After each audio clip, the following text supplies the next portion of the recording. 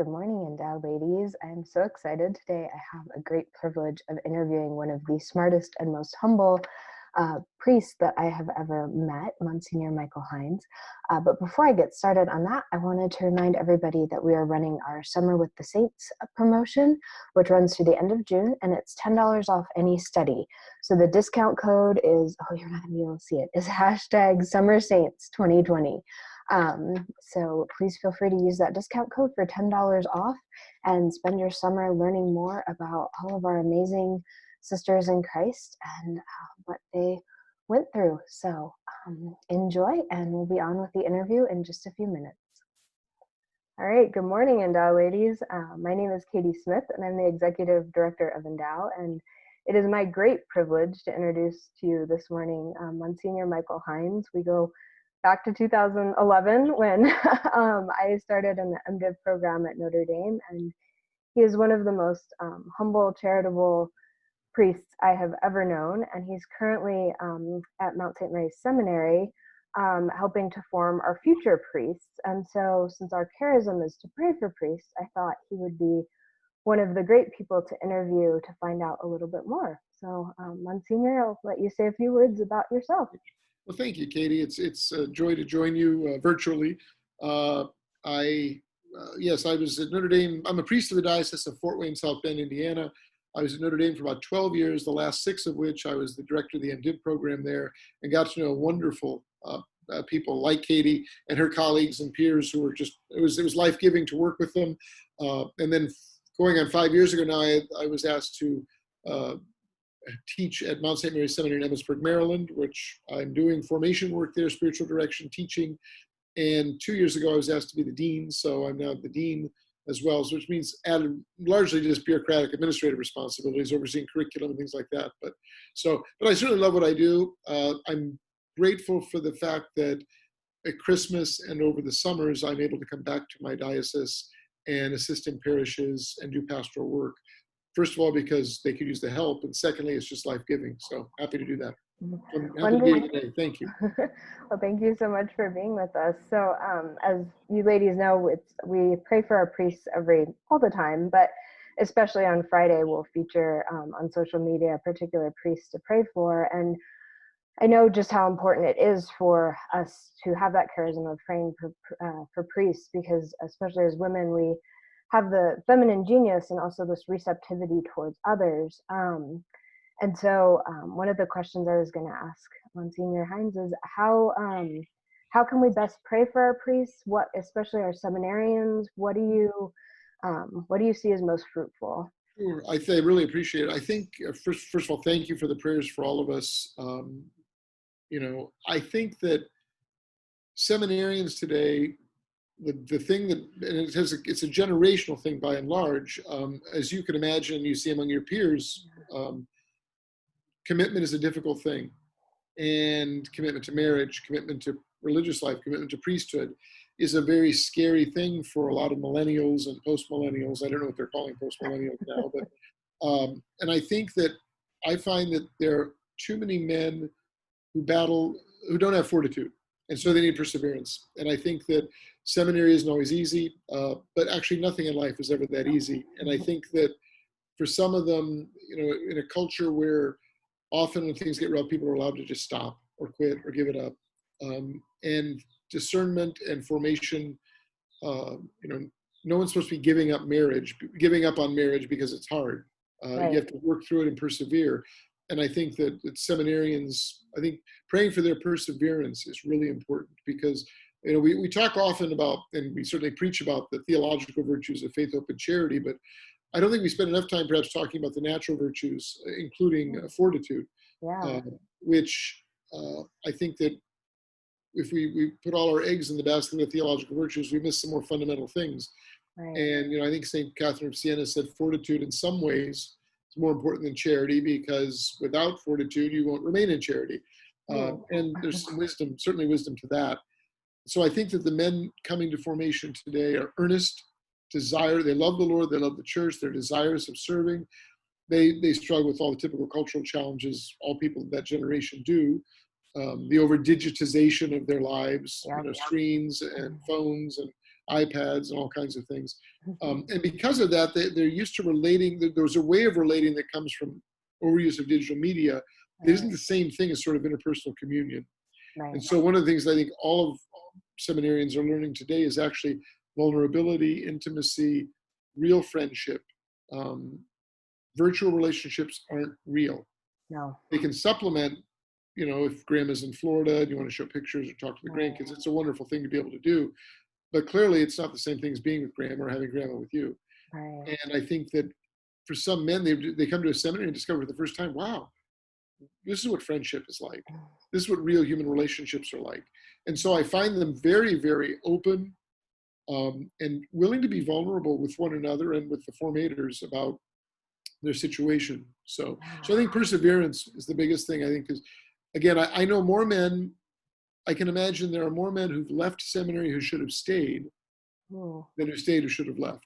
And there's certainly members in both categories, but I sometimes see men discern out and it's like, you're going to go on sputtering, right, whatever else step you take next. And they're looking, I think they're desiring a kind of clarity that isn't possible this side of the grave. And so they won't commit until, I've seen this phenomenon as a parish priest with young, earnest and devout couples who'll be dating for 7 years, waiting for that, the hermetically sealed message from on high, telling them, yes, this is the person you're supposed to marry. Faith and vocation involves some risk, and to trust, so married couples, they really need to trust their friends, the people who love them, to help them make that discernment. It's not just Joe and Jane Catholic discerning marriage. It's Joe and Jane Catholic as part of a Catholic family, right. The church at large, and how they experience that is through their Catholic friends, helping them to discern. Do you think John is the right man for me? She might ask her. Do you think Jane is the right woman for me? He might ask his friends. Well, it's similar in seminaries because only 50% of the discernment is the seminarian's responsibility. That is to say, I tell guys all the time, hey, you can take the foot off the pedal. You only have to be responsible for 50% of this. Your discernment is, do I think God is calling me to be a priest? And that's a big question, but that's only half the discernment, because the other 50% is the church discerning. Does this man have a vocation to be a priest? Right. And there are times when the church discerns, like, you may be earnest, you may be a nice guy, you may love the Lord, but we don't see in you what the church needs, or you're unwilling to address these issues that we need you to address. So we ask you to step away from formation because you're in no way able right now to do the work that's required. Right. So the church is discerning the men as much as the men are discerning the church. Right. I think we oftentimes forget that. We assume that the priesthood is a right, and it's not a right. Not according to the catechism, not according to canon law. Yeah, and again, and I think there's such an emphasis in our culture on personal, individual rights and individual choice, which is, it's important. Personalism is important. Individualism is a problem. Right. And to recognize the dignity of persons is not to absolutize any of us in terms of our right to anything. Right. And yeah, so I mean, it's akin to someone saying, "Well, I have a right to marriage." You do, but you don't have a right to mandate who that spouse will be. They have to discern with you. Right. And a man discerning diocesan priesthood is discerning with his spouse, the church. So a young couple may be dating, and a young man may feel very called to marry a young woman. If she doesn't similarly feel that vocation, it ain't happening. Right. It shouldn't happen. Right. Because it needs to be a free choice on both their parts to acknowledge, this is the person God has called me to marry. When they make that discernment together, it's beautiful and wonderful. And seminarians have to trust the church, and the church has to be open to the man who's in formation to see him grow. And that's one of the joys of being in seminary formation, is I have been able to witness and see profound growth in the men who are open to being formed. Guys who come in resistant, who think they've got it all figured out already, who come with an agenda ideologically, who don't trust, have trust issues. Those are the guys who are going to sputter and struggle in seminary, because they're going to grow, but it's going to be very difficult, and it won't be the level of depth that's required. A man who comes in who really entrusts himself to the formation staff, knowing that we have his best interest in mind, there's no fear in being honest with us. And no one's out to get anybody, or it's, men in formation often feel like they're under a microscope, but I can tell you from the perspective of a formator, none of us is looking at them under a microscope. Right. We really look at the ensemble of things in a man's life, not one particular class or one particular interaction or struggle, rather the whole package. We want to see a well-rounded, integrated human being. Yep. You yourself were in formation in the MD program at Notre Dame. You know what the goal is, that kind of deep integration. The locus of that is in the person, in you, right. in your classmates. And so what we want to see in each candidate is the kind of real growth and integration. And I have to say that I've been very blessed and graced to witness that in men that, they come in their first year and this is all really new to them, but they're open and they trust.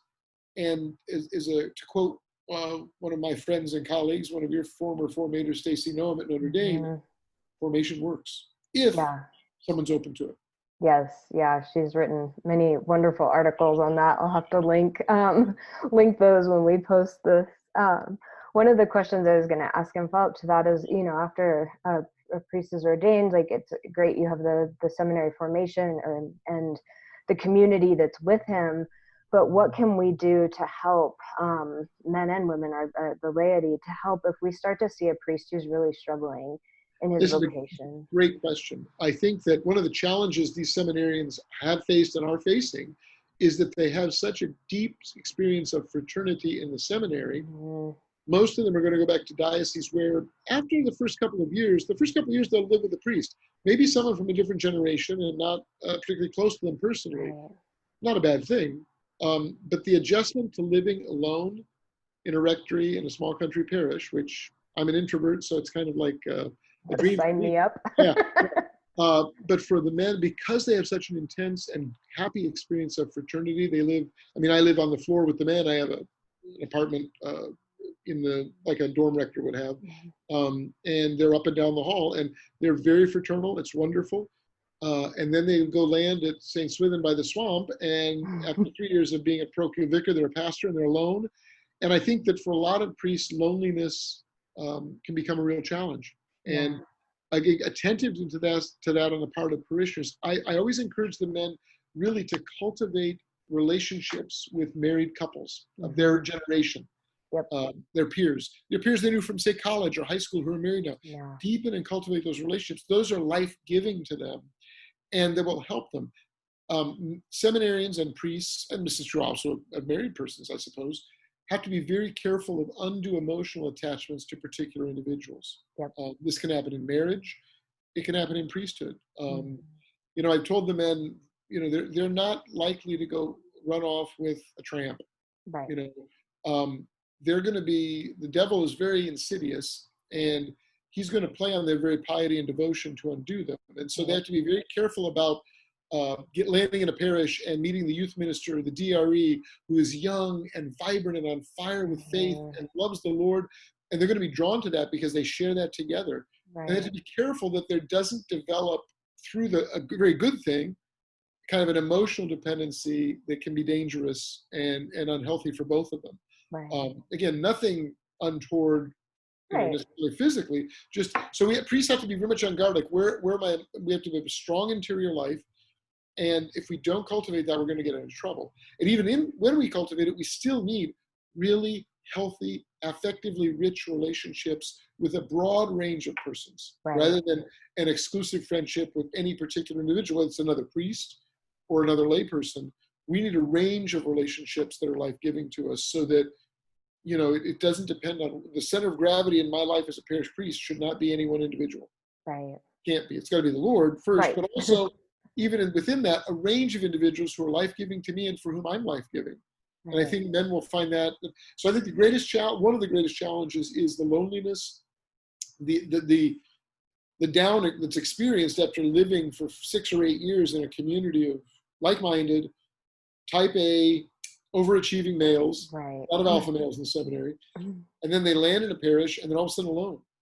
And they don't have accountability, they don't have fraternity. They have to be I tell them all the time, you have to be intentional about such things. You can't wait for it to happen. You have to take control. One of my colleagues has a great line: be the protagonist of your own formation. Ooh, I like that. You've got to be you've got to be the one who takes control of don't wait for things to happen and then feel sorry for yourself when they don't.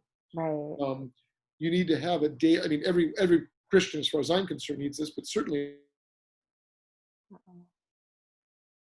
Mm. exercise, prayer, study, emotionally. And so to land in a parish, a young priest should have in his mind, okay, I've been assigned to parish X. One of my good priest friends is at parish Y. I'm not going to be able to hang out with him every evening in a room and watch TV and talk. Right. So I've got to be intentional about what that looks like. I've got to make the initiative to say, hey, Father Brad, can we get together once a week, pray, have a meal together, fraternity, conversation, prayer together, have fun together, vacation together. He's got to take the bull by the horns. He's got to be a protagonist for himself and make that happen, because it won't happen. And this is, again, equal. The analogs with marriage are remarkable. It won't Very in a marriage similar. as well. There's got to be a proactivity. Don't wait for bliss to come to you. You've got to Right. work to make it. Right. And I've seen that a lot. We have a lot of just wonderful, holy young women who feel like they're stuck and they're just waiting for that, right person to come along. And like you're saying, like you have to be that protagonist. They could, go find those friendships, go after it. Don't just, sit there and wait for it to come to you. And the challenge in our culture is, like, people don't know how to date.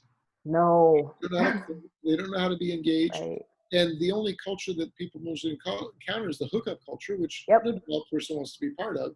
So Right. where does a young Catholic find or meet someone of like mind? I must say, I've done a number of weddings where the couple has met on Catholic Match, Yeah. uh, Yep. because at least there's a pool of people you would think Right. share the same worldview. Right. And it's a great challenge. There's a lot of loneliness. Yeah. Uh, I mean, COVID has exemplified it or exaggerated it considerably. But even before that, a great deal of the loneliness in people's lives. And the irony is, for as many means of communication as we have to keep in touch with one another, from email to cell phones to texting to Skype to Zoom to any number of instruments, Right.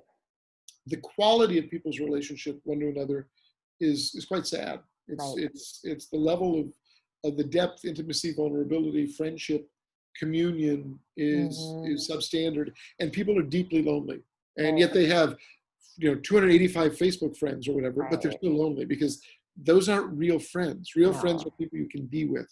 Right. Yeah, absolutely. I mean, they may be real friends, but the digital world is not real, the forum for real friendship. Yes. Yeah, we've struggled in trying to transition because we're a small group ministry, and we've managed to get our small groups online, and our women have been so good about trying to meet and coming up with creative ways of, like, essentially tailgating in the church parking lot, Yeah. trying to meet with each other and be in communion. But we know that that's no replacement for the, like, authentic human contact Well, that and, we and all Endow and your work at Endow is doing wonderful things precisely to meet the need that a lot of people, young women and young men too, but young yeah. women, of the deep loneliness. There's nobody. I mean, I work with 4 people who don't share my worldview at all. They're secular humanists or Yeah. anti-Christian or anti-Catholic or Yep. totally indifferent and don't. And to find others of like mind, there are a number of groups, Endow being one of them, that helps foster a kind of community where there's some support. That, Yeah. wow, I'm not crazy, loving Right. Jesus the way I do, or wanting the Eucharist the way I to pray, and to realize that it's like a reality check. Like, wow, there are other sane people out there, Right. and Yep. I'm not crazy for wanting to live this way, and to see the witness of others who are trying to live the gospel in the same way. Right. Yeah. One of the questions I was going to ask, and this is shifting just a little bit, but we have a lot of amazing, strong women who have really taken charge of their lives. And one of the questions we get all the time, kind of going back to, the priesthood not being a right, is like, okay, I as a woman can't be a priest. And so how can I have any influence whatsoever in the church? Like, I feel called to lead, but I don't know what that looks like. And how do I put into concert this call that God has put on my heart to serve his community, with the fact that, in from an exterior view, it looks like I can't actually have a position of leadership. Yeah. I think that's a profoundly important question. It's on many not only women's hearts, it's on many men's hearts. I believe that I think that I believe and I know the church gets it right. Yeah. I don't know that the church has articulated well enough a theology of the reservation of the ordained priesthood to males um, that's that's as appealing or effective as it could be. Hmm. I think it's the correct teaching. I don't know that we've done the best job. Cardinal Mueller wrote a book, actually, not on this question explicitly, but on diaconate and priesthood. And he addresses it in light of John Paul's theological anthropology, theology of creation that's found in John Paul. Far too intricate for me to try to walk through a couple of minutes, but I do think he's worked toward considerably closer to articulating well the church's reason. I think a couple of things to be kept in mind. Leadership, unfortunately, in our context and culture, not just American culture, European culture too, leadership is always seen and understood in terms of power. And again, I think that's a dangerous paradigm, because then it becomes about power sharing or power grabbing. And have clergy manipulated power? Absolutely. And that's sinful. That's not a right. That's sinful to manipulate power over others. Because, as this beautiful Spanish hymn says, poder es servir, power in the Christian dispensation is actually service. Christ undermines. This is what drove Nietzsche so crazy, but this Christ totally undermines the dynamic and the calculus of power. So I think we have to move away from who has power in the church, because it shouldn't be about power. And I do think we desperately need strong, intelligent, competent women in positions of leadership and authority. And there are many ways women can lead that aren't sacramental ministry necessarily. There are a number of women who are chancellors of dioceses. There's a woman who's a chancellor, if I know her, the Diocese of Peoria, Illinois. Extremely competent. She does not suffer fools, and she's devout and loves the church, and her gifts are being exercised at the service of the church in that role. I know women who work in tribunals, diocesan tribunals, working not only in marriage cases, but other canonical things. There are avenues and ways in which women can serve and lead in the church that are quite real and concrete. So I think I was privileged at Notre Dame, in my time to work with two, I would consider very competent and very strong women, Jan Porman and Stacy Noam. And again, different from one another and different from me, but we had a collaborative relationship that was enriching, I hope. I know it was enriching to me. I hope it was enriching to them as well. And I think the witness we could offer to the students in the program of, wow, this is how lay leadership and clerical leadership can look. And I think priests have a very important obligation to model in their parishes what their staff, again, you got a small staff, doesn't matter the size or the budget, how we model leadership and relationality, collaboration with the men and women of our parish who work with us in leadership in the parish, whether it's someone who's directing our CIA or someone who's the business administrator of the parish. That these aren't people who work for me; they're people I work with for the parish. That doesn't abdicate my authority as a pastor to have the buck's got to stop somewhere. My goodness, I love the fact that I could have around me as a pastor strong, competent people, men and women who are not ordained, whom I could rely on, because their expertise and judgment in so many things is well beyond my own. And it doesn't mean that I simply asked them and did what they said, but their input and their guidance was pivotal in all the decisions I made. And so I know I made mistakes, every person does, but it wasn't because I listened to them. Okay, mistakes I made were not because I trusted and listened to them. Often it was because of my own willfulness or blind spots. And we have to admit, every priest, every layperson, anyone in a position of authority has blind spots. If we knew what they were, they wouldn't be blind spots. That's why we need friendships, good friendships that are, I would call authentic or real, where people can challenge us appropriately. Not necessarily my employees doing that, but I need people in my life close enough to me say, it works wonderfully in marriage because the accountability is so present 24 hours a day. And again, I'm an advocate of clerical celibacy. I think it's beautiful and it's theologically rich. It's not just a great practice we got to keep. It's theologically rich way of life. However, the occupational hazard of celibate males is that they can, in the name of celibacy, insulate themselves from real relationships because they're either afraid of them or because they like the sort of power it gives them over those people, because those people could never challenge or call into question. We need to have, it doesn't mean everyone has the same sort of entree into our inner circle of friendship, but I do think priests need to have friends in their life, men and women, who can say, what is that about? Yeah. That was weird. Because you Why think did you about it, just do that? there are a number of priests, not just priests, but celibate, priests because they're celibate. There are any number of older priests who are wonderful men. They're virtuous, they're good, they're holy, they love God and the church, and who have all kinds of weird quirks because no one's ever called them on it. Right. Like human formations, we do that in seminary, but after seminary, it's up to the man and his friends to continue human formation. Right. I'm not going to call a guy who died 2 years ago in Lincoln and say, how's your human formation going? He's responsible for that. And that's Right. done by real, vibrant, living relationships with colleagues, men and women who are more than just colleagues, friends, who can call us, hold us accountable and say, like, Right. that was so strange or odd, or do you realize how you came across? We need that reality check. Yeah. And so I'm grateful in my life. I have a number of, we all have layers of intimacy in our life where we allow some people in so far and others.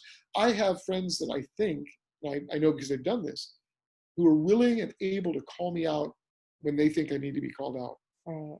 And it doesn't mean that they're infallible and I'm solely fallible, but I need that reality check.